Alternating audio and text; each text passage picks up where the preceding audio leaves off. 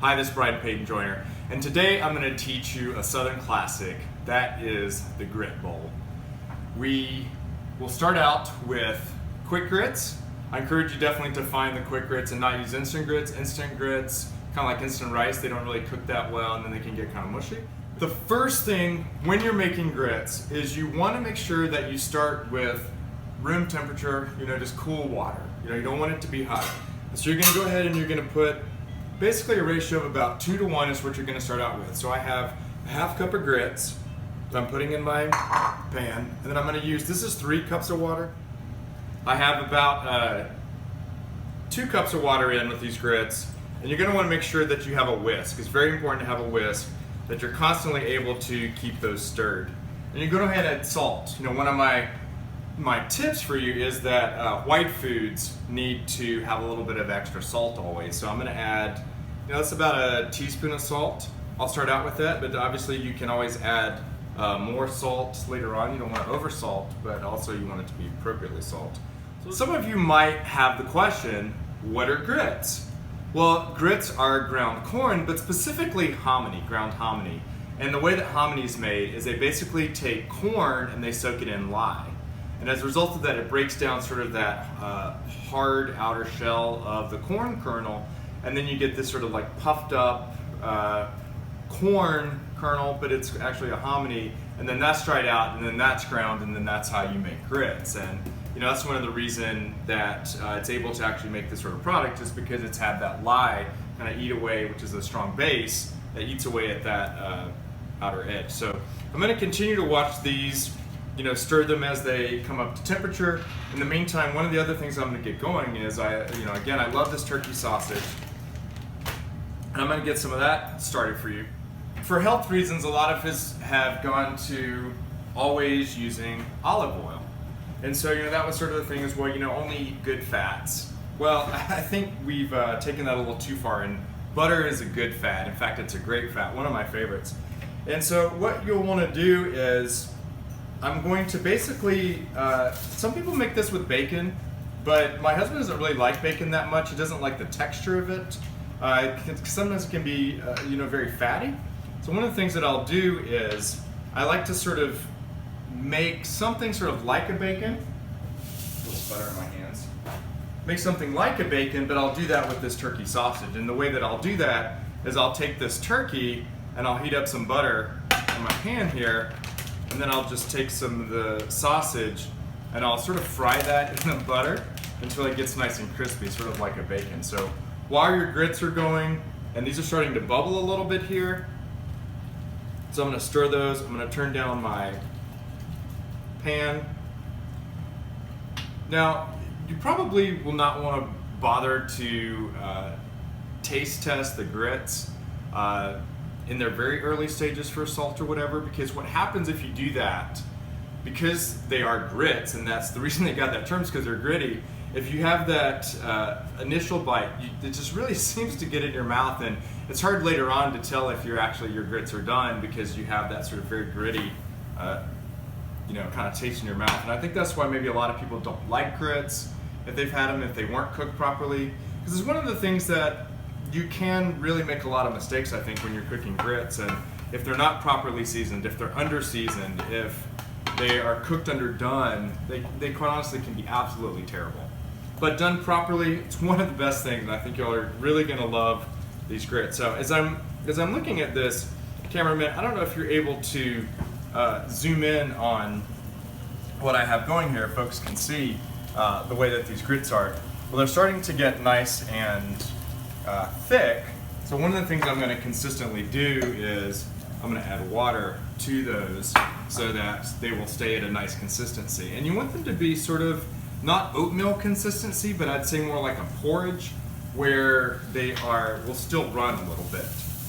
So I will get you see that sausage is starting to brown really nicely, and I'm going to go ahead and crack my eggs. If you remember last week, we talked about how to crack an egg if you're doing a poached egg.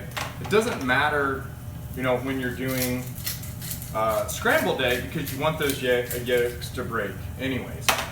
One of the things I'm going to encourage you to do when you have a food that you're going to salt, and you know you're not going to be able to taste the salt levels, right? Like if I'm going to put these eggs in here, I don't taste the raw egg to see if it's properly salted.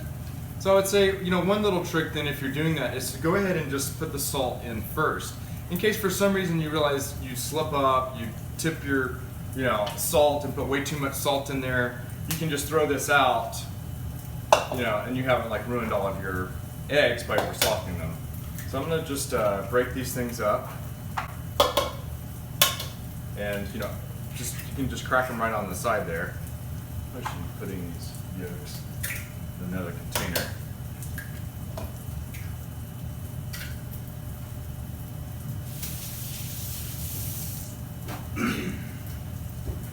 Yeah, food safety. You want to make sure you've got I've got my whisk for my grits here, but I'm not going to use that same whisk, obviously, for these eggs. Now, I just think a fork is actually good. You're just going to want to get those nice and whipped like that. I always like to add a little bit of a liquid to eggs, whether you can add just about a tablespoon of water, or I did here a little bit of fat-free half and half. Just something like a little bit of cream, I think, just gives them a nice extra flavor. And I think the eggs do well with a little bit of extra water because it kind of steams them a little bit and it helps them cook. So I'm going to let those. I'm going to check on my grits. As you see, they are really getting, again, a little bit thick. I know that they probably are going to need a little bit more water. I'm going to stir that up a little bit. Oh my God, this sausage smells amazing. And look how beautiful that is, getting just really nice and browned. Hi, we're back. Grits are ready. They are nice and warm. I'm going to add a little bit of cheese to them. My sausage I'm heating back up. Eggs take a very, very, very short amount of time to cook. So you really want to have everything ready to go so that you can just throw your eggs on and then boom, you're ready to plate everything. So I always like to make sure everything else is pretty much all ready to go. I'm going to add like a handful, maybe a little bit of less of cheese to the grits.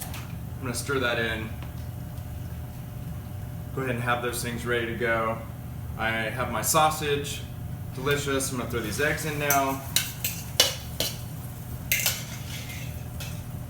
In here, you want to make sure your pan's at a good temperature so that when your eggs hit, you get that immediately sort of bubbling. So we're going to stir that around. Yeah, these eggs are not going to take really much time at all, and you can see they're almost all the way done. And once you have them where they're just still a little bit watery, they're still not all the way cooked, that's when I'm going to go ahead and add my cheese, and then I'm going to fold that in.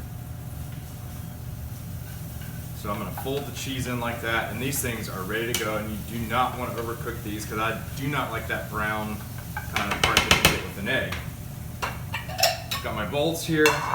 So I'm going to sort of layer these where I'm going to do like a little bit of grit, like that. A little bit of grits. Then I'm going to do some of these eggs.